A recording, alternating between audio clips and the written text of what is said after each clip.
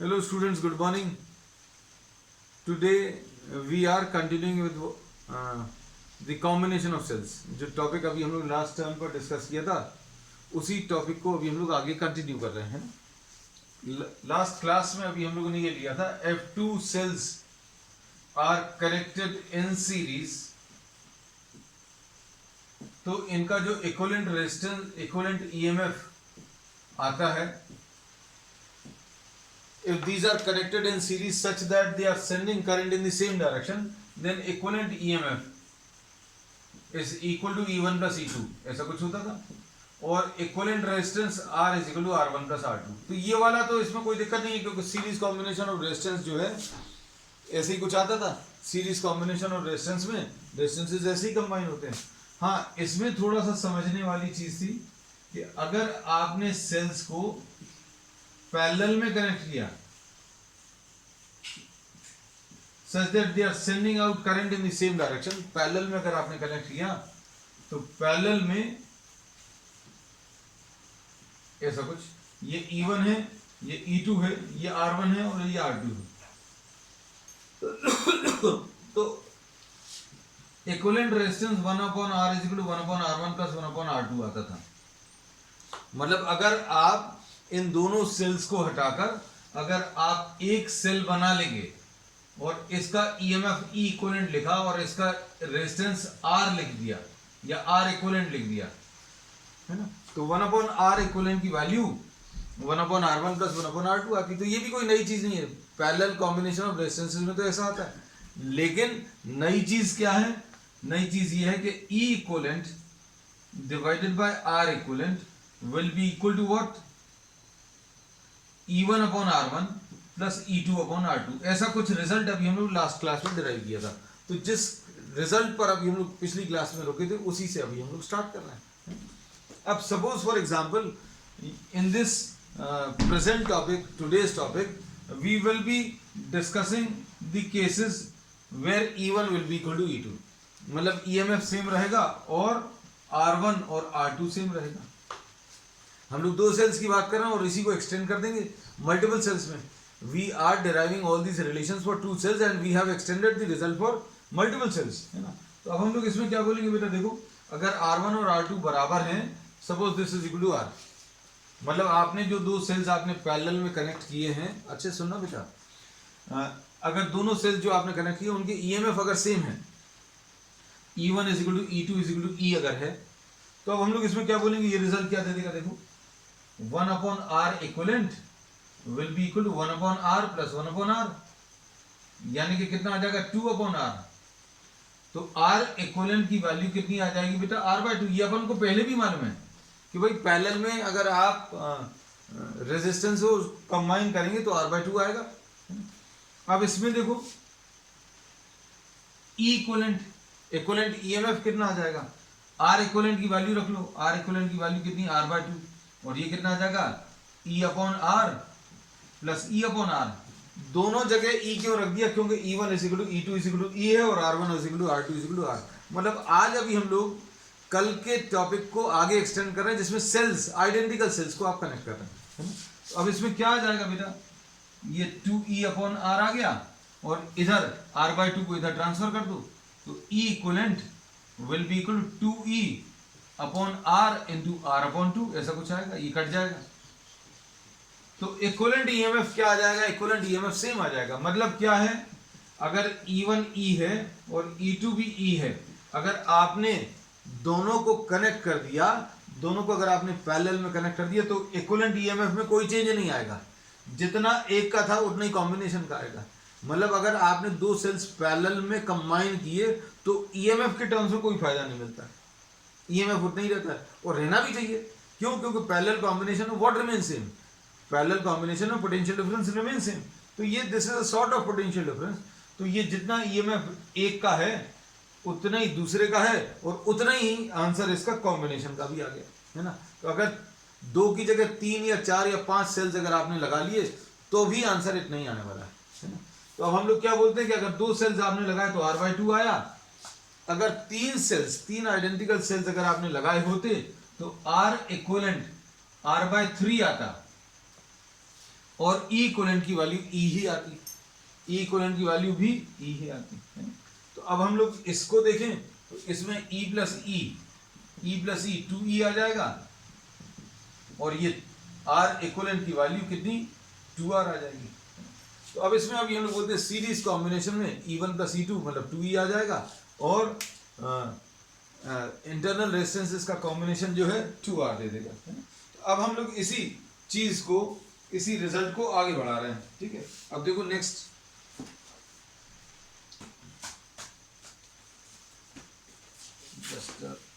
हाँ चलो, अब देखो, अब हम लोगों को ये पता चल गया था कि आपने अगर सेल्स को सीरीज में कनेक्ट किया तो इक्विवेलेंट रेजिस्टेंस कैसे निकालते हैं, इक्विवेलेंट ईएमएफ कैसे निकालते हैं, वो पता चल गया, है ना।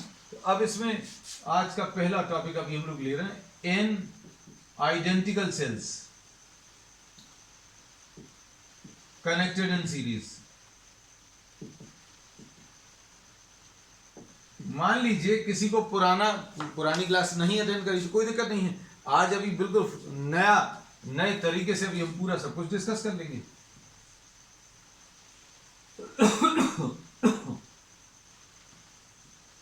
आपने ये ऐसे एन सेल्स, ये डॉट डॉट डॉट लगा दिया, जो क्या बताएगा कि एन सेल्स लगे हुए हैं ना पूरे। अब एन कितने हैं ये तो पता नहीं, और इसका ईएमएफ ई है, इंटरनल रेजिस्टेंस आर है, ई है ये इंटरनल रेजिस्टेंस आर है, ये ई है ये इंटरनल रेजिस्टेंस आर। हमने जो पिछला टॉपिक पढ़ा था उसके हिसाब से इसका जो ई इक्विवेलेंट आना चाहिए बेटा, कितना एन ई आ जाना चाहिए, क्योंकि ई कैसे मिलता है, E1 plus E2 plus E3, है ना, सीरीज कॉम्बिनेशन में, मतलब E प्लस E ऐसे आइडेंटिकल सेल्स हैं, तो ये सारे ऐड हो जाएंगे, तो E प्लस E 2 बार ऐड करेंगे 2 ही आएगा, 3 बार E अगर ऐड करोगे तो 3 आएगा, अगर 5 बार ऐड करोगे तो 5, n टाइम्स ऐड करोगे तो n e आएगा, है ना। अब सुनना बेटा, R इक्विवेलेंट कितना आ जाएगा, ये R1 plus R2 plus R3, ये भी NR आ जाएगा। कैसे, हमने बोला अगर आपको इन सबको कंबाइन करना है, सारे इंटरनल रेजिस्टेंसेस को कंबाइन करना है, तो ये पिछली क्लास में अभी हम लोग देख चुके हैं, R equivalent will be equal to what, R1 plus R2 plus R3 ऐसे, और ये सारे सेम है, तो R प्लस R ऐसे n टाइम्स करोगे तो NR आ जाएगा, है? तो ये अभी हम लोगों ने बोल दिया कि सारे सेल्स अगर कंबाइन किए तो सारे सेल्स का कॉम्बिनेशन Ne आ जाएगा, और रेजिस्टेंसेस का कॉम्बिनेशन NR आ जाएगा, है ना, ऐसा कुछ आ गया। और इसको अभी हमने एक एक्सटर्नल रेजिस्टेंस से कनेक्ट कर दिया। मान लीजिए ये बात भी क्लियर नहीं होती, है ना, तो फिर बेस्ट ऑप्शन है आप किरचॉफ्स लॉ अप्लाई कर दो। किरचॉफ्स लॉ क्या बोलता है बेटा, ये और ज्यादा इजी है, लो भाई किरचॉफ्स लॉ अगर अभी हम लोग अप्लाई करेंगे तो क्या आएगा बेटा, अभी हम लोग ये सब नहीं मार्क कर रहे क्योंकि अभी हम लोग कई बार डिस्कस कर चुके कि ये लोअर पोटेंशियल है, ये हायर है, रेजिस्टेंस में ये हायर है ये लोअर है, क्योंकि करंट का फ्लो कहां से कहां होता है, हायर से लोअर। तो अभी आप लिखते जाओ, किरचॉफ्स लॉ आप लिखो, किरचॉफ्स लॉ लिखोगे तो कितना आएगा, लोअर से हायर जा रहे हैं तो प्लस ई और माइनस आई आर, अगले सेल पर आ जाओ plus E minus I are, और ऐसे कितनी बार आएगा, ऐसा बेटा n टाइम्स आएगा, क्यों, क्योंकि n सेल्स है। फिर इसमें आ जाओगे, इसमें जब आओगे तो कितना आ जाएगा, minus I capital R is equal to 0, ठीक। अब इसमें क्या बोलोगे बेटा, इसमें we can combine all this. अब देखो कंबाइन करने का तरीका कितना आ जाएगा, E माइनस आई आर ऐसा n टाइम्स आएगा, तो n times E minus I R ऐसा कुछ आएगा, will be equal to I capital R. इस आई आर को अभी हम लोगों ने राइट साइड पर ट्रांसफर कर दिया।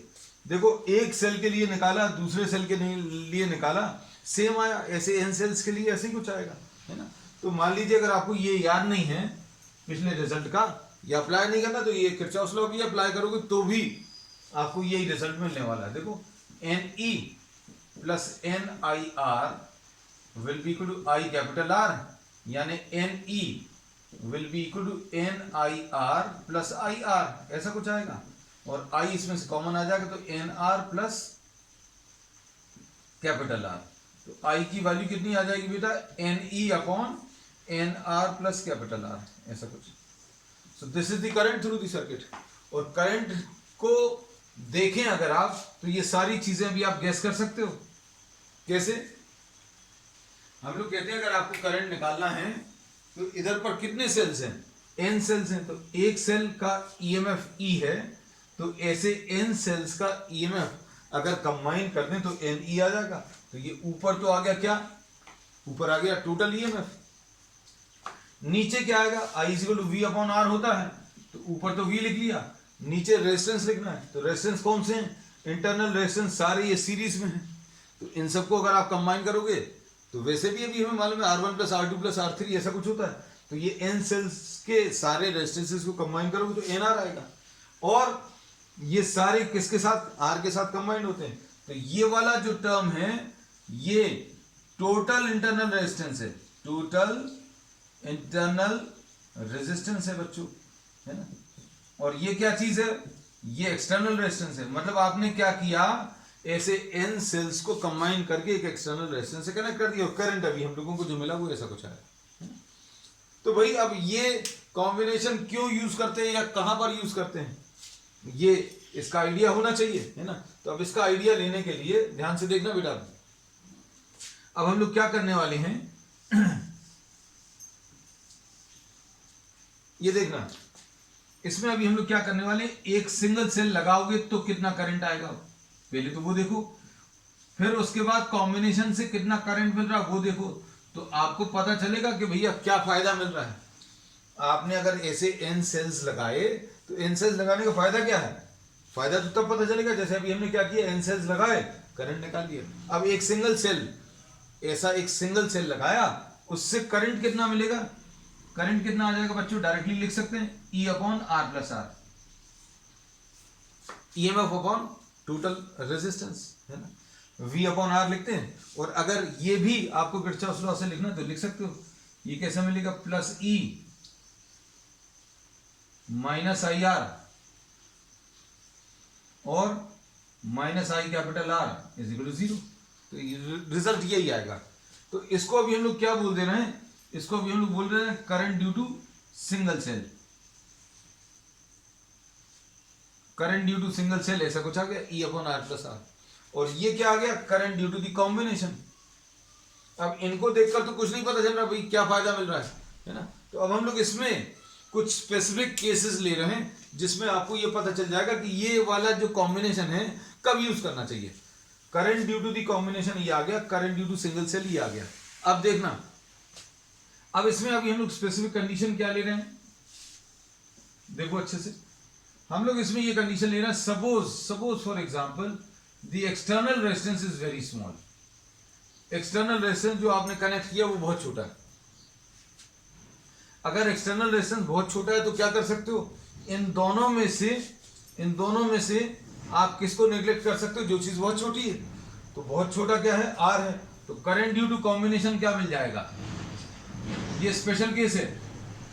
Current due to the combination ये आ जाएगा NE/NR ऐसा कुछ आया। ये कैपिटल R कहां गया? कैपिटल R अभी हमने नेग्लेक्ट कर दिया, क्यों? क्योंकि R की वैल्यू बहुत छोटी है। और current due to single cell देखो बेटा, ये कितना आ जाएगा? कैपिटल R बहुत छोटा है तो नेग्लेक्ट कर दो, तो कितना आ जाएगा? E अपॉन कितना आ जाएगा? Small r। तो आप देखो कोई फायदा मिला क्या? कॉम्बिनेशन का जो करंट है E/R है और सिंगल सेल का जो करंट है वो भी E/R है। मतलब जब एक्सटर्नल रेजिस्टेंस बहुत छोटा है, एक्सटर्नल रेजिस्टेंस जो आप जिसमें आपको करंट देना है वो अगर बहुत छोटा है तो इस टाइप का कॉम्बिनेशन करने से कोई फायदा नहीं मिलता। क्यों फायदा नहीं मिलता? क्योंकि करंट ड्यू टू कॉम्बिनेशन उतना ही आता है जितना current due to single cell. तो अब ये याद रखना, इंपॉर्टेंट कॉन्सेप्ट है कि भाई सीरीज कॉम्बिनेशन जो है कब फायदा नहीं देता, हमें पता चल गया। जब एक्सटर्नल रेजिस्टेंस बहुत छोटा है तो ये कॉम्बिनेशन करने से कोई फायदा नहीं। हमें तो भाई ये देखना कि फायदा कब होता है। तो अगला केस देख लो। अगला केस क्या है बेटा? अगला केस है when the external resistance is very large। अब किसको नेग्लेक्ट करोगे? इसको नेग्लेक्ट कर देंगे, इस वाले टर्म को नेग्लेक्ट करेंगे। देखो जरा, current due to the combination क्या आएगा बच्चों? Current due to the combination ये आ जाएगा NE अपॉन ये वाले टर्म्स। चूंकि R बहुत छोटा है, R बहुत छोटा है तो NR भी छोटा आएगा, ऐसा मानकर चल सकते हैं, तो ऐसा कुछ आ जाएगा। और current due to single cell बेटा कैसे मिलेगा? ये मिलेगा E अपॉन R की वैल्यू बहुत छोटी है, R की वैल्यू बहुत छोटी है, तो ये कितना आ जाएगा? तो यहां पर फायदा मिल गया। क्या फायदा मिल गया? देखो, कॉम्बिनेशन में n times E upon R है और सिंगल सेल का E अपॉन R। तो अब ये पता चल गया कि सीरीज कॉम्बिनेशन ऑफ सेल्स जो है फायदा तभी देगा when the external resistance of the circuit is very large as compare to the internal resistance of the cells. ठीक है, तो अब हम लोग ये कंक्लूडिंग रिमार्क जो है वो लिख दे रहे हैं, that what series combination is used. कब यूज करते हैं? When external resistance is very large as compared to internal resistance of cells।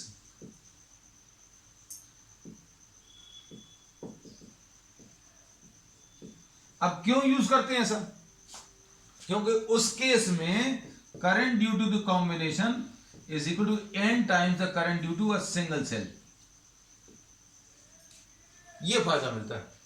ठीक, अब वो एक लाइन तुम लोग लिख लेना, क्या कि when external resistance बहुत छोटा है, external resistance this is very small, then current due to the combination उतना ही आता है जितना current due to single cell।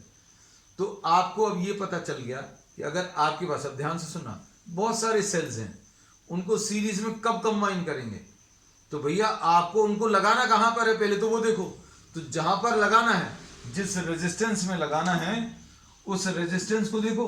अगर ये रेजिस्टेंस बहुत ज्यादा है तो अभी आप सीरीज में कंबाइन कर सकते हो सेल्स को, और सीरीज में कंबाइन करने पर ये फायदा मिलेगा कि जितना एक सेल के कारण आ रहा है उसका n टाइम्स मिल जाएगा अगर एक्सटर्नल रेजिस्टेंस बहुत ज्यादा है ना। और अगर आपको जो एक्सटर्नल रेजिस्टेंस जिसमें कनेक्ट करना है वो अगर बहुत छोटा है तो आप एक सेल लगाओगे तो भी उतना ही करंट आएगा, और अगर बहुत सारे सेल्स लगा लोगे सीरीज में तो भी उतना ही करंट आएगा। कब? जब एक्सटर्नल रेजिस्टेंस मतलब जिसमें आप ये कनेक्ट करने वाले वो अगर बहुत छोटा है। तो इस पूरे डिस्कशन का कंक्लूजन ये याद रखना बच्चों कि भाई एक्सटर्नल रेजिस्टेंस अगर बहुत बड़ा है तो अभी हम लोग इस टाइप के कॉम्बिनेशन, सीरीज कॉम्बिनेशन को यूज करते हैं, नहीं तो एक्सटर्नल रेजिस्टेंस अगर बहुत छोटा है तो ये वाला जो कॉम्बिनेशन है ये कोई फायदा नहीं देगा। ठीक, अब चलो, अब सुनना, नेक्स्ट है इसमें, नेक्स्ट टॉपिक इसका पैरेलल कॉम्बिनेशन ऑफ सेल्स।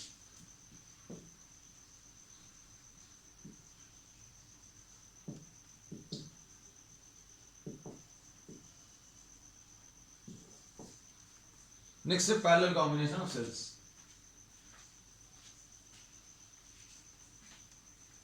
अब पैरेलल कॉम्बिनेशन ऑफ सेल्स में बेटा अभी हमने क्या किया,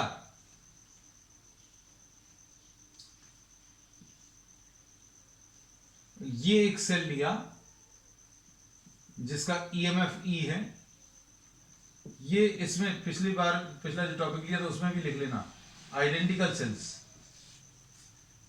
क्योंकि हम लोगों ने पिछली क्लास में डिफरेंट ईएमएफ वाले तो कर चुके हैं। आज अभी अपन लोग किस पर जोर दे रहे हैं?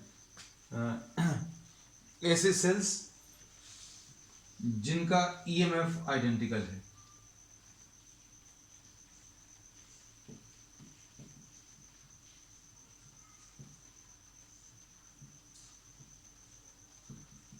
ऐसे n सेल्स लगाए और उनको कनेक्ट कर लिया बच्चों। पैरेलल कॉम्बिनेशन ऐसे ही बनाते थे, बीच में और भी होंगे लेकिन अभी हमने सारे तो नहीं बना सकते, है ना। तो अभी हम लोगों ने कुछ सेल्स बना दिए और ऐसा लिख दिया कि ऐसे n सेल्स हैं। ये क्या बन गया, ये पैरेलल कॉम्बिनेशन बन गया। अब इस पैरेलल कॉम्बिनेशन में क्या करोगे बच्चों, पैरेलल कॉम्बिनेशन को हम लोगों ने इस एक्सटर्नल रेजिस्टेंस से कनेक्ट कर दिया। अब हम लोग फिर से इसमें क्या करने वाले हैं, करंट निकालेंगे कॉम्बिनेशन का, करंट निकालेंगे सिंगल सेल का, और फिर ये बताएंगे कि ये वाला कॉम्बिनेशन कब फायदा देता है। और अभी हम पहले से आपको एक आइडिया दे दें, पिछले केस में फायदा कब मिला था, जब एक्सटर्नल रेजिस्टेंस बहुत ज्यादा था। फायदा कब नहीं मिला था, जब एक्सटर्नल रेजिस्टेंस बहुत छोटा है। तो यहां पर उल्टा हो जाएगा। क्या उल्टा हो जाएगा, एक्सटर्नल रेजिस्टेंस अगर बहुत छोटा है तो ये कॉम्बिनेशन फायदा देगा, है ना। अब हम लोग देखेंगे, अब इसमें अभी हम लोग ये कहते हैं कि इक्विवेलेंट ईएमएफ ई आ जाएगा। कैसे मिलेगा, अपन लोग पहले निकाल चुके हैं, है ना। और इक्विवेलेंट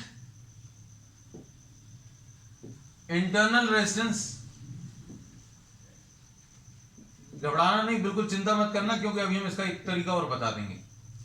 R by N, क्योंकि 1/R equivalent will be equal to 1/R equivalent will be equal to 1/R plus 1/R plus 1/R करते चले जाओ, तो कितना आ जाएगा, N/R आ जाएगा। और R इक्विवेलेंट की वैल्यू R by N, तो ये तो समझ में आ गया, है ना। अब इसके बाद हम लोग ये बोलते थे, इसका भी निकालने का formula E equivalent upon R equivalent will be equal to E1/R1 plus E2/R2, ऐसा कुछ आता था, है ना बच्चों।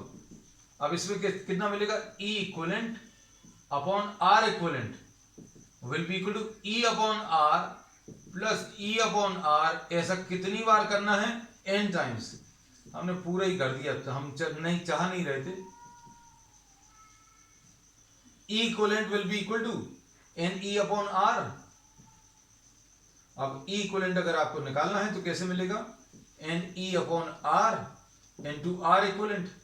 R इक्विवेलेंट की वैल्यू कितनी है, N/R, सॉरी R/N आएगा, क्योंकि उल्टा हो जाएगा वो, R/N। तो ये अभी हमें वैसे ही मालूम है कि पैरेलल कॉम्बिनेशन में क्या चीज सेम रहती है, पोटेंशियल डिफरेंस सेम रहता है। तो मतलब अगर ऐसे आपने बहुत सारे भी लगा दिए तो पोटेंशियल डिफरेंस E ही रहने वाला है ना। और मान लो ये इतनी सारी बातें अभी हमने जो बोली वो नहीं है क्लियर, जाने दो, कोई दिक्कत नहीं है। इसमें सपोज ये I करंट है, सबसे अच्छा अभी हम लोगों के लिए क्या है, किरचॉफ्स लॉ। किरचॉफ्स लॉ इसमें क्या बोलता है बेटा, कि यहां पर ये I करंट जो है कितने पार्ट्स में डिवाइड हो जाएगा बेटा, n पार्ट्स में डिवाइड हो जाएगा। और हर ब्रांच में करंट कितना आ जाएगा, I by N। क्यों, क्योंकि जहां पर भी ब्रांचिंग होगी करंट डिवाइड होगा। अगर I करंट 3 ब्रांचेस में डिवाइड हो रहा तो I/3 I/3 I/3 आएगा। 4 ब्रांचेस में जा रहा तो I/4 I/4 I/4। 5 में जाएगा तो I/5 I/5 और I/5, ऐसा कुछ। लेकिन n ब्रांचेस में जा रहा है ना। तो ये अभी हम लोग क्या बोल रहे हैं कि अगर किसी को चीजों को अगर याद नहीं रखना है, ये सब चीजें याद नहीं रखनी, तो एक सिंपल, बहुत सिंपल मेथड है, आपको ये कुछ नहीं करना पड़ेगा, है ना। अभी हम लोग बोलेंगे किताबों में मोस्टली ये दिया है, लेकिन अभी हमारा मेथड भी देखिए। अब हमने बोला कि I करंट जो है n पार्ट्स में डिवाइड हो गया। अब देखो बेटा, इसमें किरचॉफ लॉ अप्लाई कर दो सबसे बाहर वाले में, कितना आएगा, यहां पर अभी हम लोग बोलेंगे प्लस E आएगा, और माइनस यहां पर करंट कितना है, IR, current I by N है, रेजिस्टेंस R है। फिर इधर आ जाओ सबसे बाहर वाले लूप में, तो कितना आ जाएगा बेटा, E is equal to I by N into R plus IR। और बेटा I इसमें कॉमन आ जाएगा तो R by N plus capital R। तो I की value E upon R by N plus capital R। अब देख लो, ये सारा इतना सारा डिस्कशन किया था अभी हमने, इतनी सारी चीजें, एक तो यहां पर लिखा फिर यहां पर लिखा, और वही सब कुछ जो आया वो 1-2 लाइंस में आ गया। कैसे, देखो I equal to V upon R होता है, तो V ऊपर कितना आया, E ही आया। तो अभी हम लोग यही कहते हैं कि भैया इक्विवेलेंट ईएमएफ कितना है, E ही आएगा। और ये क्या है, ये एक्सटर्नल रेजिस्टेंस है, ये क्या है, total internal resistance. Total internal resistance मतलब इन सबको कंबाइन करके, ये देखो ये अभी अपन ने निकाला ही था, इसको लिख ही दे, नहीं तो बार बार ये उल्टा दिखेगा, R/N। तो जो चीजें अभी हमने इतने सब डिस्कशन में बताई, अगर आप किरचॉफ लॉ अप्लाई करोगे तो डायरेक्टली आ गई, है ना। अब ये क्या आ गया बेटा, इसको अभी हम लोग बोलते हैं current due to what, combination. इसको क्या बोला, करंट ड्यू टू कॉम्बिनेशन। अब अपन को ये देखना है भाई, अपन ने इतने सारे सेल्स कंबाइन किए, तो भाई ये फायदा दे रहे हैं कि नहीं दे रहे हैं। अब फायदा दे रहे हैं कि नहीं दे रहे, तो अपन को ये देखना पड़ेगा कि इतने सारे सेल्स में अगर ये R रेजिस्टेंस लगाया, अब इसकी जगह अगर अभी हमने सिर्फ एक ही रेजिस्टेंस, एक ही सेल अगर लगाया होता तो क्या होता। अगर एक ही सेल लगाया, ये लो एक ही सेल लगा दिया, तो क्या होगा, तो current due to single cell कैसे मिलेगा बेटा। अब इतना तो अभी अपन लोग डायरेक्टली लिख सकते हैं, E अपॉन, ये तो सेल का ईएमएफ E है, टोटल रेजिस्टेंस कितना है, R प्लस कैपिटल R। इसको भी अभी हमने किरचॉफ लॉ से करके बताया था, है ना। कैसे आएगा, प्लस E, और यहां पर ये करंट I है तो माइनस IR, और minus I capital R is equal to 0। ये सॉल्व करोगे तो यही आएगा, ठीक है। अब बताओ इसमें क्या करेंगे बच्चों, देखो अब करंट ड्यू टू कॉम्बिनेशन मिल गया, current due to single cell मिल गया।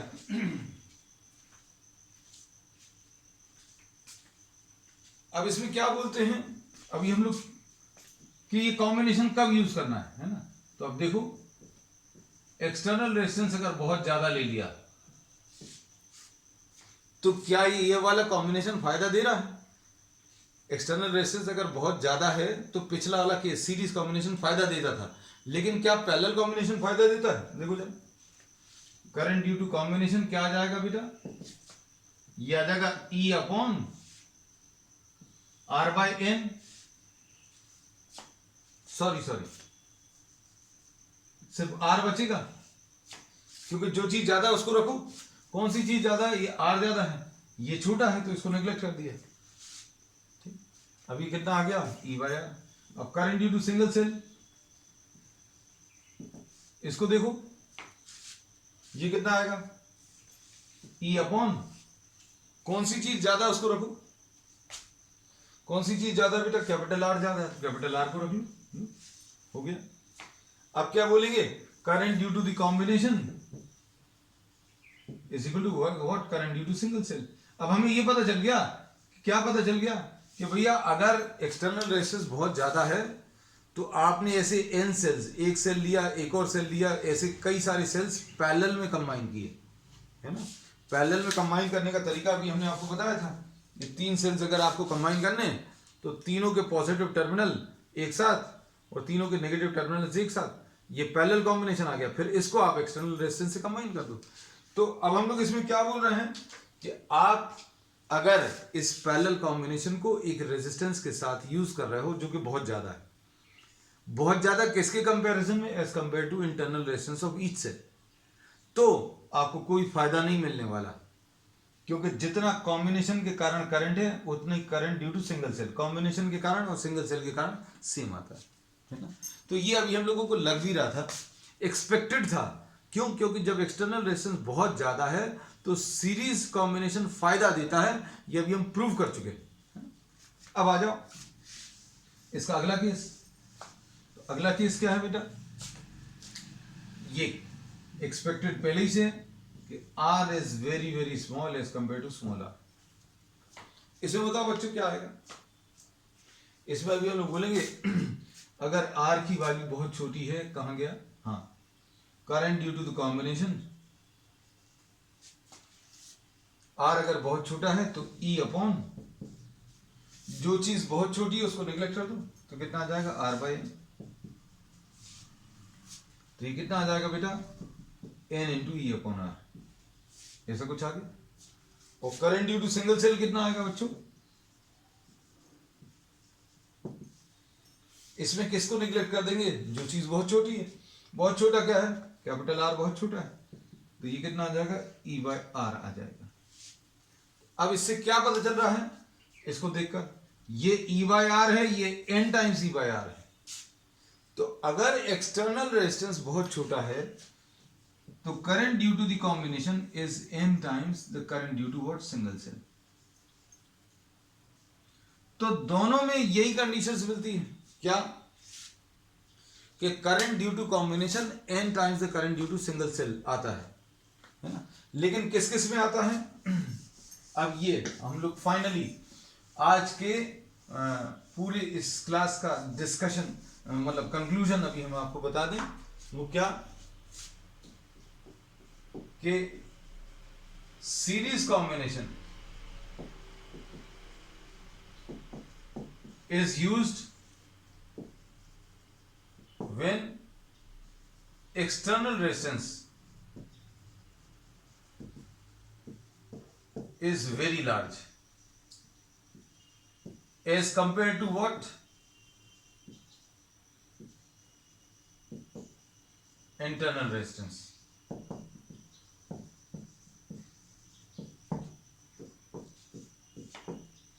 अब parallel combination is used of cells, लिख दें है ना, नहीं तो बोलोगे resistances. parallel combination of cells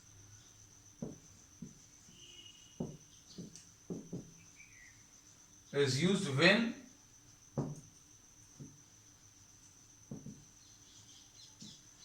external resistance is very small as compared to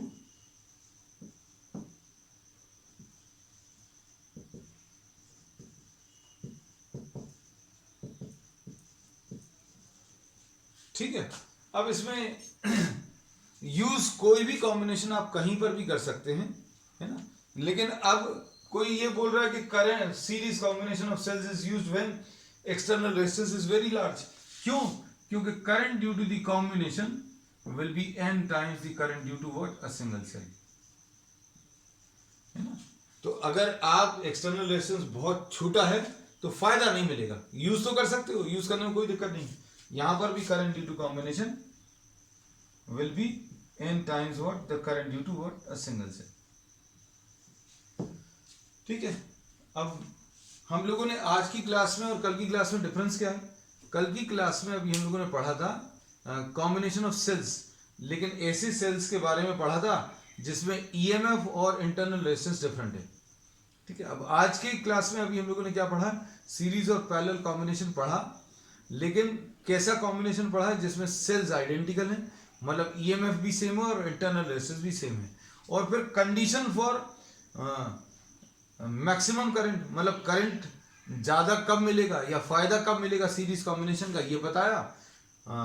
तो सीरीज कॉम्बिनेशन में फायदा कब मिलता है, जब एक्सटर्नल रेजिस्टेंस बहुत ज्यादा है। पैरेलल कॉम्बिनेशन में फायदा कब मिलता है, जब एक्सटर्नल रेजिस्टेंस बहुत छोटा है। ठीक, चलिए अब आज के लिए इतना ही है। नेक्स्ट टर्न पर अभी हम लोग मिक्स ग्रुपिंग ऑफ सेल्स लेंगे, मतलब ऐसा कॉम्बिनेशन जिसमें सीरीज और पैरेलल दोनों ही अप्लाई होंगे। ठीक है, दैट्स ऑल फॉर टुडे।